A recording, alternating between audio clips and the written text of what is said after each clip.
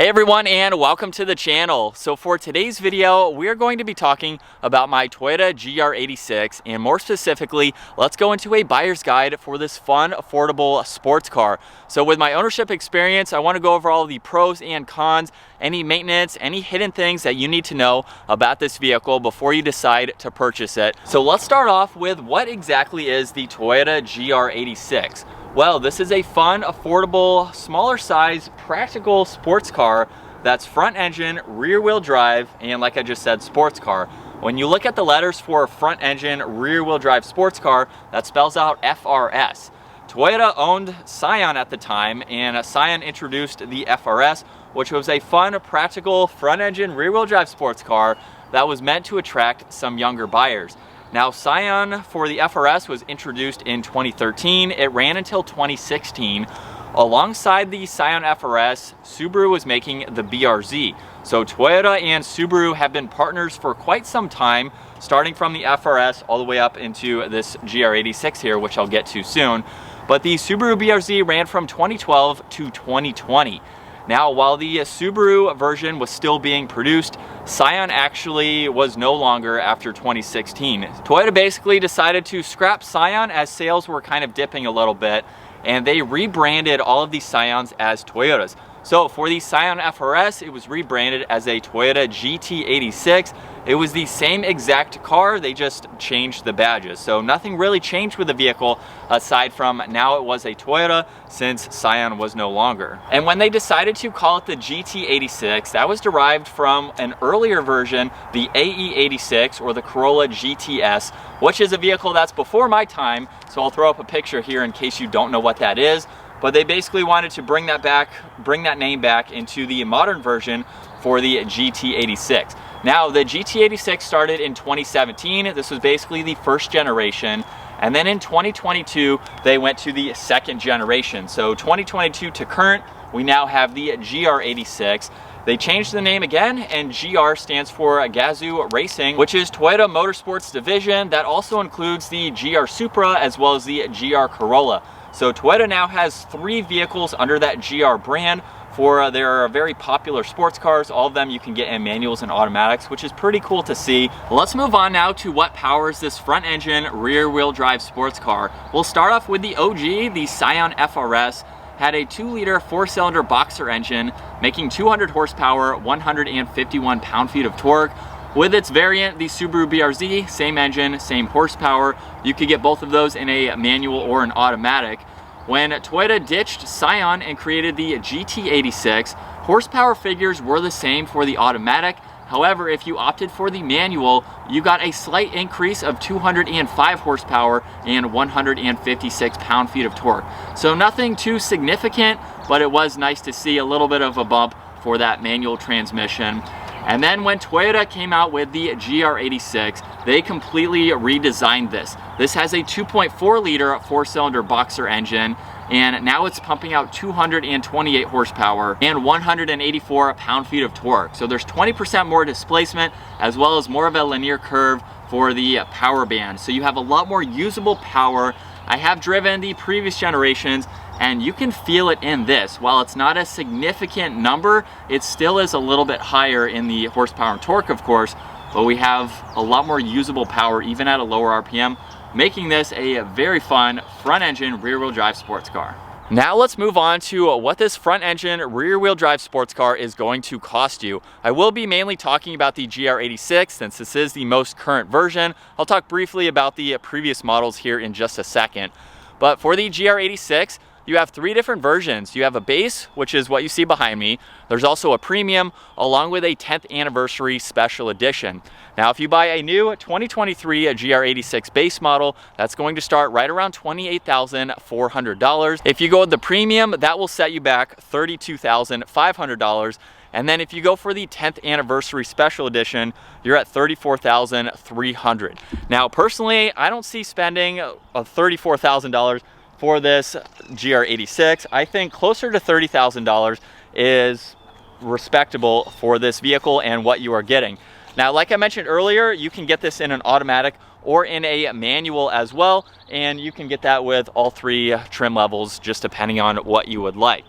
Now, for the model behind me, I actually bought this used. So this is a 2023 that I bought with 400 miles on it. I paid right around $31,000 for it. Now, that is more than the base model pricing that I just mentioned. However, there's a few options that the previous owner decided to do. There's the all-weather floor mats and then a few other items that kind of bumped up that price slightly. I have seen newer GR86s with around 12 to 15,000 miles going for closer to $27,000. So that's about the range for the GR86 on the used market, 27 to maybe 35. I've seen them in previous months go up to almost $40,000, which is just insane to me. If you're gonna spend 40 grand on a vehicle, don't get a 4-cylinder, get a V6 or something else, even a V8, something used with that horsepower, which is a completely different topic. But if you're around that $30,000 mark, this is such a fun car to get. Now, as far as the FR-S or the GT86, you can get those as low as $10,000 if you find one with 80, 90,000 miles on them, something that's maybe a little bit beat up, but if you want a newer version of those, you're looking at maybe $15,000, $16,000. How reliable is the Toyota GR86? Well, being a Toyota, you would think that this is something that's bulletproof, it's going to be reliable. Toyotas last hundreds of thousands of miles. We've even seen some of the Toyotas reaching the 1 million mile mark without having any issues.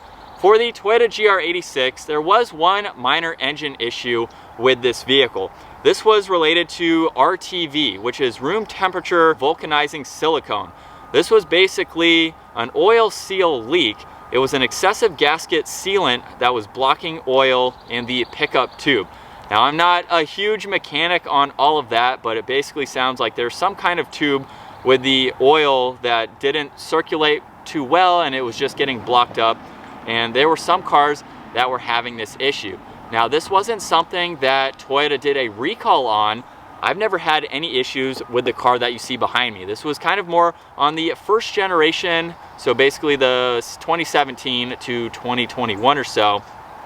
Too much was being applied, which led to oil starvation and engine failure. There were not many cases like I just mentioned, so it got more blown up than the cars that were being affected. And like I said, mine hasn't had that issue or anything like that. The second gens seem to be very reliable, so 2022 and newer, they fixed whatever that issue was in the first generations.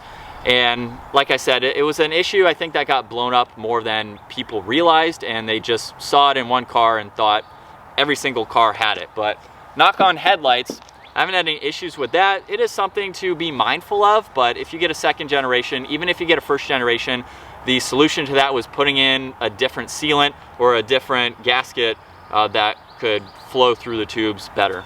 Now, a big question I know I'm going to get on this vehicle is how much is it going to cost to insure to keep this out on the road? Now, this is a 2023 and generally newer vehicles do have higher premiums when it comes to insurance.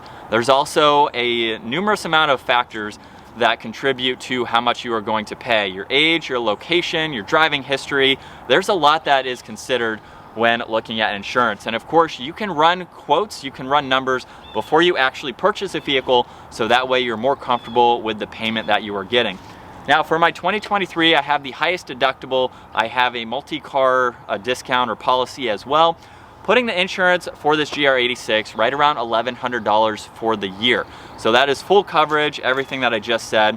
And one thing to note with that, with the highest deductible that I've taken for this, anytime that I insure a vehicle, I always go with the highest deductible. I believe for my car, it's around $2,500 or so, meaning that if there was an accident or there's anything that I have to use my insurance and have a claim for it, I'm responsible for the first $2,500. And so that's something that is going to keep your premiums lower. So my monthly payment or my total $1,100 for the year is going to be much cheaper taking that highest deductible. So if you can save up, have an emergency fund of at least $2,500, so if something goes wrong, you can afford to go to that highest deductible and save money on your monthly payments. So if you can do that instead, that is definitely going to save you in the long term. And ironically, this actually costs more to insure a year than my Audi R8, which I thought was shocking. It's about $50 or $60 more a year to insure this. So newer car, of course, going to cost more, but that is going to be the best way that you can save money, getting that highest deductible, and of course, clean record, everything like that. I've had no accidents, I've had no tickets, which has helped keep this lower. Also, it's a car that a lot of younger people own, so insurance is going to look at it as something that is going to be a little bit higher risk of getting into an accident or anything like that, since the demographics is a little bit younger. So $1,100 a year, not all that bad for a $30,000 vehicle. And as far as the rest of the maintenance goes for this, I haven't done anything yet. I've only owned it 6 months, but the only thing I would have to do is an oil change, maybe $40 to $60. I could do it myself. I'm not sure how much shops cost for that. I've never had a shop change my oil. If you do buy a brand new vehicle though, under Toyota, you can get the Toyota Guard, which provides you with maybe two or three free oil changes in that package that you're paying for basically. So you can do that with Toyota, so you don't have to change it for the first couple years. So how do you know that this is going to be the right sports car for you? So this vehicle, like I've mentioned with the pricing, you can go from 10 grand all the way up to 30, 34,000, depending on if you're buying new or you're finding a really good used one. This is a very practical everyday vehicle. It's not my only vehicle, but it has been nice compared to my R8, which is only a 2-seater. I have a lot more space and a lot of usable practicality with this car. It is a pretty small car. There's back seats, which aren't that practical. You might be able to put some kids in the back, but we have a large trunk as well. And we have the button in the back, which is very convenient. But I have all my camera stuff in the back right now. The back seats do fold down, so I have been able to put in some larger items, and I think it's just a good size overall for being this small and having that back seat space that you can fold down. It makes it a practical car. So if you're looking for something that isn't necessarily going to have the most performance to it, this is a phenomenal car to drive. It's super fun. We'll get it out on the road here in just a second. But this is something that if you're just looking for an entry-level style sports car, this is going to be the best bang for the buck, in my opinion, as far as just a driver-focused car. So if you're looking for something that you can just drive every day, it's going to be super reliable, you can take this to the mountains, take it to the track, you can have basically an everyday car that can do everything and is still practical at the same time, then this is the car for you. And this car is also a really good platform for doing modifications. I have done several modifications to this car. You can also check out all of the parts that I have done to this specific car on our GR86 playlist. All of those parts are also on our website, brosforspeed.com. So you can take a look at the website as well. You can do the exact same parts and mimic this car if you'd like to, or change it up and do some other parts that we have available. So it's a really cool platform. It's something that's not going to cost all that much either to modify. I have a few $1,000s into this car with it lowered, spacers, exhaust intake, a few other cosmetic things. So it's not even going to break the bank as far as modding it too. So if you're not looking to spend a ton of money, you can still have a fun, affordable sports car, and you can still mod it the way that you'd like to. So let's jump behind the wheel now.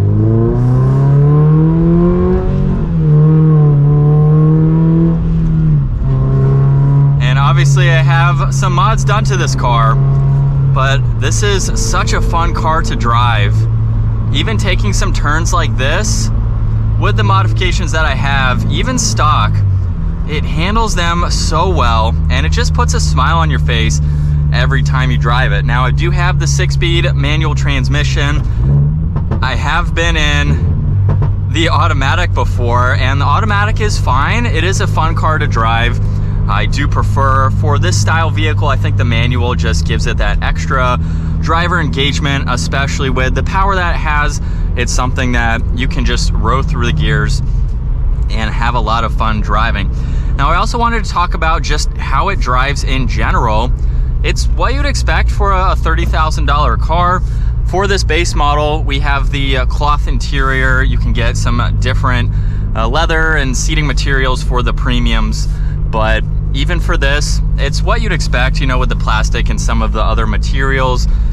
But I think it's nice. It's kind of a basic interior, so it's mainly just a car that you're going to hop into. You can pair your phone, have Bluetooth, got all your climates, and it's a very nice layout.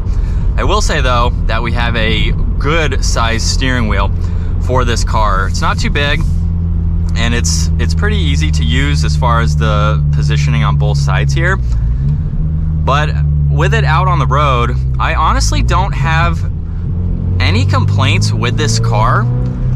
There's nothing I can really pick apart with it. The only thing that I could think about is this button right here. Every time I have my elbow resting, it actually opens up that center console, but that's it. So I just have to move my arm and have it in a different position. Everything else though, I like it. It's a fun, affordable sports car, as I've already said. And then when you wake it up and put an exhaust on it, it sounds even better. And what I like about this car too is the fact that that wasn't even to 4,000 RPM, and we were up to speed. It redlines around 7,500. Now on some of the previous models like the Scion FR-S, you had to redline that car to even get up and move. So with this car, it's something that has enough power to get up and move, to get out of its way, to merge.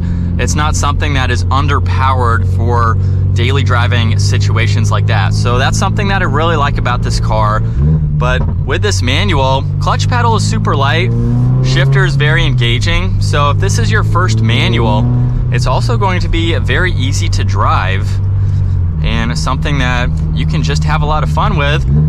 Let's do one more acceleration before we get to the ending here. And after that test drive, like I've already mentioned before, this is such a fun, affordable sports car to own. If you're not looking for something that's going to break the bank, but you still want to have fun, maybe this is your first car. This is a phenomenal first car, something that you can easily drive. You can learn how to drive it, become a better driver, take it to the mountains, really experience what it's like to be in a driver-focused car without having a ton of horsepower. Horsepower is not everything when it comes to driving. I have just as much fun in this car as I do in my Audi R8 and some other vehicles that we've been able to drive that have a lot more power. Power isn't everything, but how this car drives, the balance of it, the handling, just everything about it is such a fun car that you can get into this relatively cheap and have a lot of fun owning this car and driving it around. So that's going to end today's video. I hope you enjoyed it, getting to see what it's been like to own this car, as well as what to look out for and anything else that you need to know when going to look for a Toyota GR86. If you have any other questions, put them down in the comments below. Take a look at our GR86 playlist, as well as the website for any parts for your own 86 if you're looking to buy one and you are ready to mod it as well. That's going to wrap it up. Give it a huge thumbs up. Consider smashing that subscribe button so you don't miss out on our daily uploads. I will see you all in the next video.